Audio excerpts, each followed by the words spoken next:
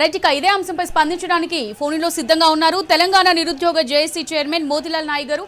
మోతీలాల్ నాయక్ గారు, చెప్పండి, మరి చిక్కడపల్లి లైబ్రరీ వద్ద జాబ్ క్యాలెండర్ విడుదల చేయాలని శాంతియుతంగా నిరసన తెలుపుతున్న విద్యార్థులు నిరుద్యోగులను మఫ్టీలో వచ్చి మరి పోలీసులు లాఠీచార్జ్ చేసి లాక్కెళ్తున్నారు. మరి దీనిపై మీ స్పందన ఏంటి? మేడం, ఈ నిన్న మేము దిల్సునగర్లో మొత్తం ఒక సుమారు 1000 మంది 2000 మంది నిరుద్యోగ యువతతో మేము మొత్తం కూడా మేము అందరినీ చాలా శాంతియుతంగా ఎక్కడ డిస్టర్బెన్స్ లేకుండా మేము దిల్సునగర్లో మేము ధర్నా చేస్తే అక్కడ కూడా పోలీసులు అసలు అసలు ఎట్లా అంటే మమ్మల్ని రోడ్డు మీద తోసేసి లేదంటే మమ్మల్ని ఈ కాలు ఒక సైడు చేతులు ఒక సైడు నిన్న ఇష్టం వచ్చినట్టు చేసినారు. నిన్న ఇష్టం వచ్చినట్టు మమ్మల్ని వేసుకుంటూ పోయి అరెస్ట్ చేసి పడేసినారు. ఈ రోజు కూడా మేము కనీసంగా చిక్కడపల్లి నుంచి మేము రోడ్డు మీద వరకు ఒక 10 అడుగులు వేసినామో లేదో తెలియదండి. అప్పటికే అరెస్ట్ చేసేసి ఇష్టం వచ్చినట్టు కూడా నా చెట్టు చింపేసినారు. నాకు రైట్ సైడ్ చెంప మీద మొత్తం గీరుకుపోయింది, మొత్తం పిడిగుద్దులు పడ్డాయి, చేతుల మీద మొత్తం గీరుకుపోయింది. మా ఇంకో యాస్పిరెంట్ అతన్ని ఆటో ఎక్కించుకుంటూ లంజ కొడుకు అని చెప్పేసి దుర్భాషలాడటం చేస్తున్నారు. అసలు ఇది ప్రజాపాలన అంటారా అండి? మేము ఏం తప్పు చేసినాం? రోడ్డు పక్కన నుంచి మేము ఆటోలో ఆపినామా, బస్సులో ఆపినామా? లేదంటే అసలు మేము ఎవరిని ఇబ్బంది పెడుతున్నాం? మేము శాంతియుతంగా మాకు నోటిఫికేషన్ 2 సంవత్సరాలు ఈ ప్రభుత్వం వస్తే మీకు ఇంటికి ఒక ఉద్యోగం వస్తుంది, మీకు కేసీఆర్ ఉద్యోగం ఓడగొట్టండి, వీళ్ళకు ఉద్యోగాలు వస్తాయని చెప్పేసి అన్నది వీళ్ళే.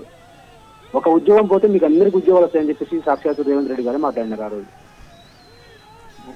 ప్రభుత్వం ఏర్పడిన మొదటి నెలలోనే గ్రూప్ 2, గ్రూప్ 3 నోటిఫికేషన్ విడుదల చేస్తా అన్నారు, మెగా డిఎస్సీ చేస్తా అన్నారు, పోలీస్ నోటిఫికేషన్ ఇస్తా అన్నారు, ఎంపీ ఎలక్షన్స్ అయిపోయినాయి, ఎమ్మెల్సీ ఎలక్షన్స్ అయినాయి. మేము దీక్ష కూర్చున్నాం. దీక్ష కూర్చున్న తర్వాత ఆ రోజు కనీసంగా ఒక్క నోటిఫికేషన్, ఒక్క డిమాండ్ కూడా మాకు నెరవేర్చలేదు. డిఎస్సీ మాకు పోస్ట్ పోన్ చేయలేదు, గ్రూప్ 2 పోస్టులు పెంచలేదు. దాని తర్వాత మేము దీక్ష కూర్చుంటే దాన్ని డివేట్ చేయడం కోసం జాబ్ క్యాలెండర్ అన్నారు. జాబ్ క్యాలెండర్ ఇంప్లిమెంట్ చేయడానికి రకరకాల కారణాలు చెప్పినారు. 8 నెలలు పోస్ట్ పోన్ చేసిన జాబ్ క్యాలెండర్ ఇంప్లిమెంట్ అవ్వడానికి. జూన్ అన్నారు, జూలై అన్నారు, జూన్ 2 తారీఖు అన్నారు, సంక్రాంతి అన్నారు, దసరా అన్నారు. 2 దసరాలు అయిపోయినాయి, 2 దీపావళిలు అయిపోయినాయి. ఇప్పుడు మూడో సంక్రాంతి రావడం దగ్గర వచ్చేసింది. ఇప్పుడు మేము డిసెంబర్ 9 అంటే వెయిట్ చేసినాం, అసెంబ్లీలో మాట్లాడతారంటే వెయిట్ చేసినాం. 30,000 ఒకసారి, 20,000 ఒకసారి, 50,000 ఒకసారి, 70,000 ఒకసారి, 1,50,000 ఒకసారి, అంటే రకరకాలుగా అబద్ధాలు ఆడుకుంటూ మరి ఈ రోజు శ్రీధర్ బాబు గారు నిన్న ఒక 4-5 రోజుల క్రితం చెప్పిన మాట ఏంది? వాళ్ళు ఈరోజు చెప్పిన మాట ఏంటంటే ప్రభుత్వ ఉద్యోగాలు ఇవ్వడం అసంభవం, పాజిబుల్ కాదు. మరి పాజిబుల్ కానప్పుడు గడ్డి పీకినికి మాకు 2 సంవత్సరాలు మాకు టైం వేస్ట్ చెప్పించినారా ప్రభుత్వం? మీకు ఉద్యోగాలు వస్తాయని చెప్పేసి మాకు ఎందుకు చెప్పినారా ఆ రోజు? ఆ మాట ఎందుకు జాబ్ క్యాలెండర్ అని చెప్పేసి, జాబ్ క్యాలెండర్ ఇస్తామని చెప్పేసి ఎందుకు ప్రకటించినారు? జాబ్ క్యాలెండర్ ప్రకారంగా 18 నోటిఫికేషన్ ఈ నెలలో వస్తుంది, ఆ నెలలో వస్తుంది అని చెప్పేసి, ఒక్కొక్కరు ఏ నెలలో ఏ నోటిఫికేషన్ వస్తుంది అని చెప్పేసి ఒకటి పెద్ద లిస్ట్ ఇచ్చినారు కదండి. ఒక్క నోటిఫికేషన్ కూడా ఒక్క నోటిఫికేషన్ విడుదల చేసిన జాబ్ క్యాలెండర్ ప్రకారంగా. మరి 119 నెలల ముందు ఇచ్చిన మాటకే విలువ లేకపోతే మరి విలువ లేనప్పుడు ఆ మాట ఎందుకు ఇవ్వాలి? అవును, మేము మిమ్మల్ని మోసం చేసినాము, మీకు మేము జాబులు ఇవ్వలేము అని చెప్పేయండి.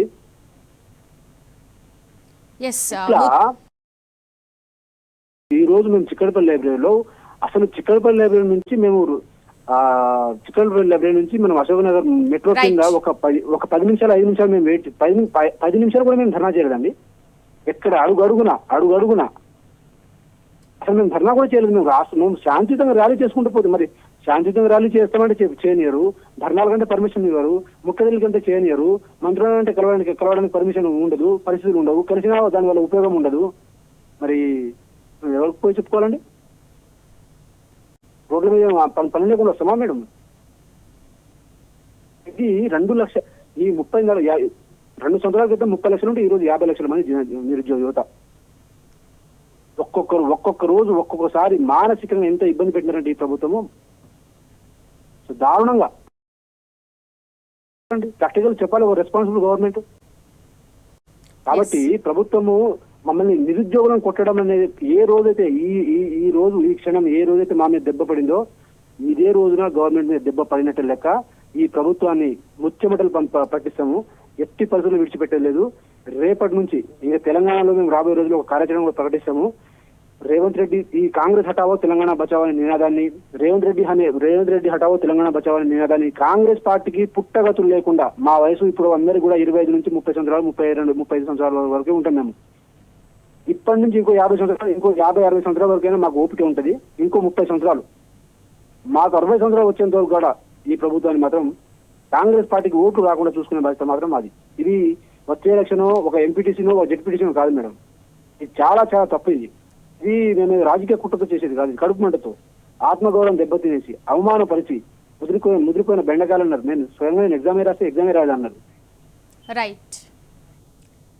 Right thank you Motilal Nayak గారు.